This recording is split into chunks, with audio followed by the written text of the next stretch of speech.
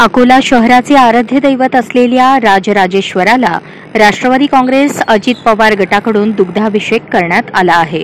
अजित पवार राज्याचे मुख्यमंत्री व्हावेत आणि त्यांनी परवा मुख्यमंत्रीपदाची शपथ घ्यावी यासाठी हे साकडं राष्ट्रवादी काँग्रेसच्या कार्यकर्त्यांकडून राजराजेश्वराला घालण्यात आलं। यावेळी अजित पवार गटाच्या राष्ट्रवादीचे जिल्हाध्यक्ष कृष्णा अंधारे यांच्यासह राष्ट्रवादीचे कार्यकर्ते मोठ्या संख्येने उपस्थित होते। परवाला जो शपथविधी होणार आहे तो शपथविधी फक्त अजितदादा आणि अजितदादांचाच होणार आहे हा ठाम विश्वास अकोल्यातील जनतेला आहे।